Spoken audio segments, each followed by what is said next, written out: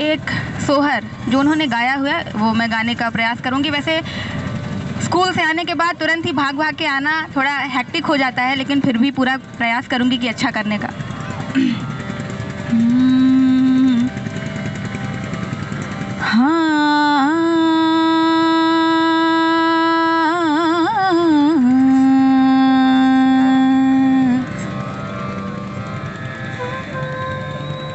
सखी सब गावेनी सोहर रतिया, मनोहर रतिया मनोहर हो।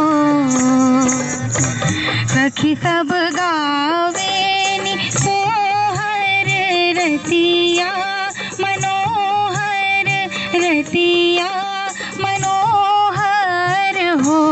ललना यशोदा के भाई ने किशोर की मुरली मनोहर हो।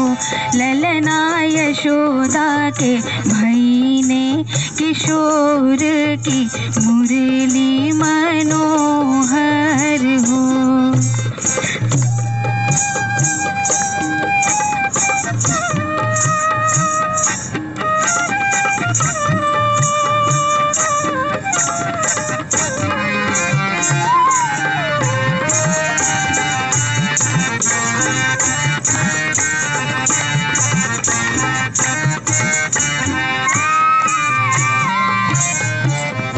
एक बार हम गा रहे, दोबारा आप लोग भी गाइए, सबको एंजॉय करें।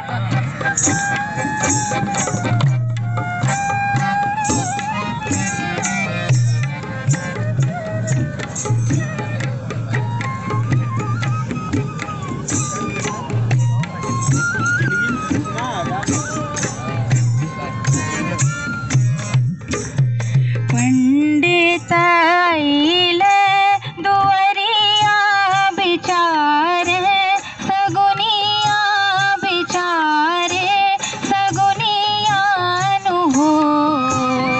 पंडित आइले दुआरिया बिचारे, सगुनिया बिचारे सगुनिया नु हो। ललना जुग जुग जिये नंद लाल, आशीष सब देवै हो। ललना जुग जुग जिये नंद लाल, आशीष सब देवै हो।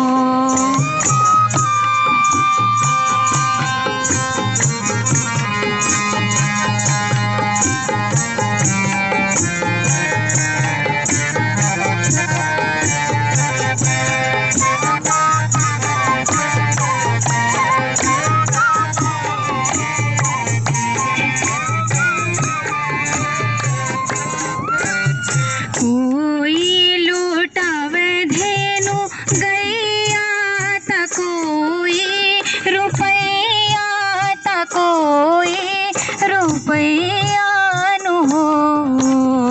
कोई लूटावे धेनु गैया त कोई रुपैया त कोई रुपैया नु हो।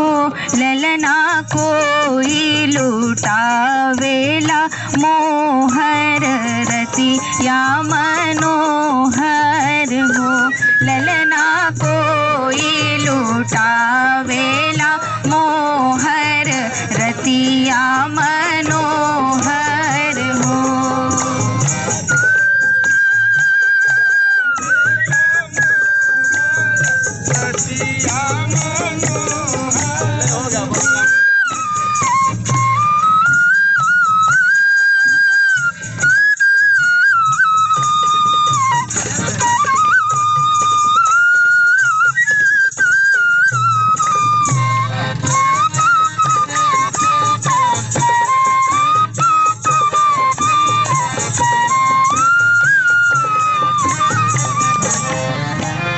नंद लुटावे धेनु गैया तमैया, रुपैया तमैया रुपैया नु हो।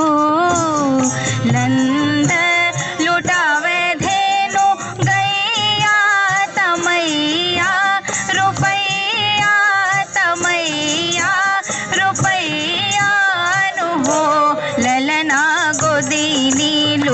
लुटावेली मोहर रतिया मनोहर हो। ललना गोदनी लुटावेली मोहर रतिया मनोहर हो। ललना गोदनी लुटावेली मोहर रतिया मनोहर हो। ललना गोदनी लुटावेली मोहर रतिया मनोहर हो।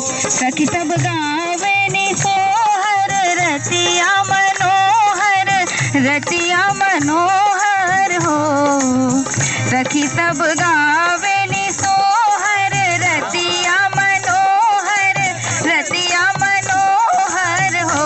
ललना यशोदा के भईने किशोर की मुरली मनोहर हो। कि ललना यशोदा के भईने किशोर की मुरली मनोहर हो। कि ललना यशोदा के भईने किशोर की मुरली